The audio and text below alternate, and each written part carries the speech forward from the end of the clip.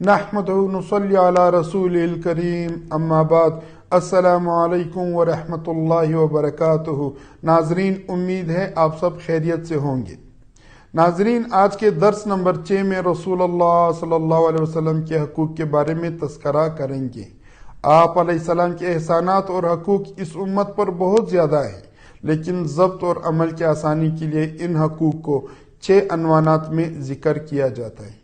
پہلا ایمان و تصدیق، دوسرا محبت و عقیدت، تیسرا ادب و عظمت، چوتھا اطاعت و اتباع، پانچواں صلاۃ و سلام، چھٹا صحابہ کرام رضی اللہ تعالیٰ عنہ کا احترام۔ پہلا ایمان و تصدیق۔ آپ علیہ السلام پر ایمان کے 3 حصے ہیں۔ پہلا عقیدہ رسالت، آپ علیہ السلام کی رسالت پر یقین رکھنا کہ آپ علیہ السلام نے جو بات بھی کی اللہ کے طرف سے کی، جیسا کہ اللہ تعالیٰ نے سورۃ النجم کی آیات نمبر 3 اور 4 میں فرمایا ہے کہ وہ اپنی طرف سے کوئی بات نہیں کرتے، ہر بات اللہ کی طرف سے ہوتی ہے۔ ناظرین، کلمہ توحید کے 2 جز ہیں، اول میں توحید کا بیان ہے اور ثانی میں رسالت صلی اللہ علیہ وسلم کی تصدیق ہے۔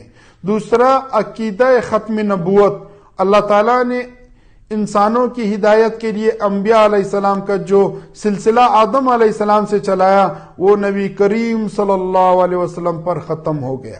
اب آپ علیہ السلام کے بعد کسی بھی طرح کا کوئی نبی نہیں آئے گا، خواہ اس کو کسی بھی نام سے یاد کیا جائے، جیسے ذلی، بروزی اور غیر تشریح وغیرہ۔ اللہ تعالیٰ نے قرآن کریم کے سورۃ الاحزاب کے آیت نمبر 40 میں فرمایا ہے کہ محمد صلی اللہ علیہ وسلم تمہارے مردوں میں سے کسی کے باپ نہیں، لیکن وہ اللہ کے رسول اور خاتم النبیین ہیں۔ اور آپ علیہ السلام کا فرمان ہے کہ میں آخری پیغمبر ہوں، میرے بعد کوئی نبی نہیں۔ ناظرین، رسول اللہ صلی اللہ علیہ وسلم کی زندگی میں اور انتقال کے بعد بھی کچھ لوگوں نے نبوت کے دعوے کیے، جیسے مسلمہ کذاب، اسود انسی، طلحہ اسدی اور سجا تغلیبیہ نامی عورت۔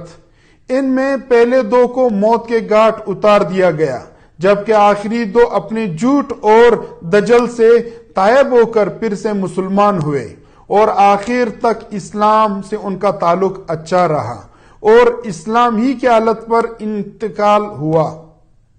ناظرین، اس کے بعد مختار بن عبید ثقفی دور تابعین میں کھڑا ہوا، لیکن اس کا حشر بھی پہلو جیسا ہوا، یعنی قتل کر دیا گیا۔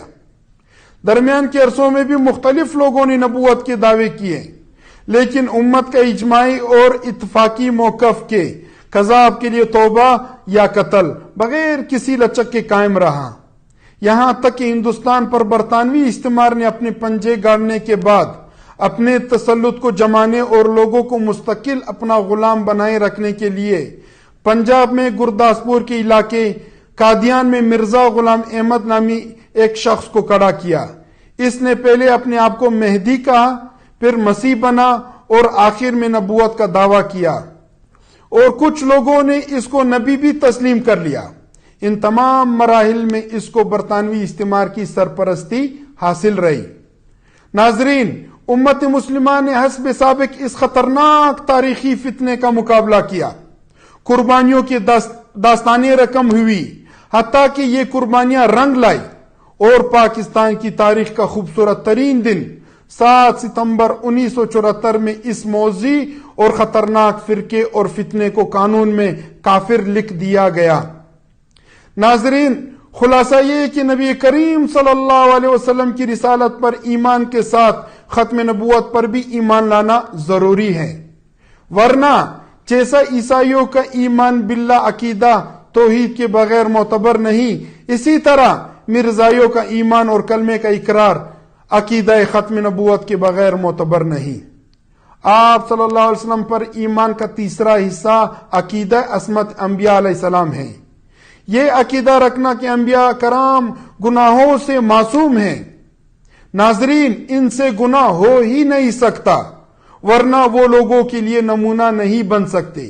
اسی بنا پر انبیاء کرام علیہ السلام پر تنقید کسی کو اجازت نہیں۔ قرآن کریم کی سورہ بنی اسرائیل آیت نمبر 74 میں ارشاد ہے کہ اگر ہم آپ کو ثابت قدم نہ رکھتے تو قریب تھا کہ آپ ان کفار کے مطالبات کی طرف کچھ توڑے سے مائل ہو جاتے، لیکن چونکہ اللہ نے ثابت قدم رکھا اس لیے تھوڑا سا بھی مائل نہ ہوئے، اور یہی ثابت قدم رکھنا عصمت انبیاء علیہ السلام ہے۔ یہ آیت عقیدہ عصمت انبیاء علیہ السلام میں بالکل صریح ہے۔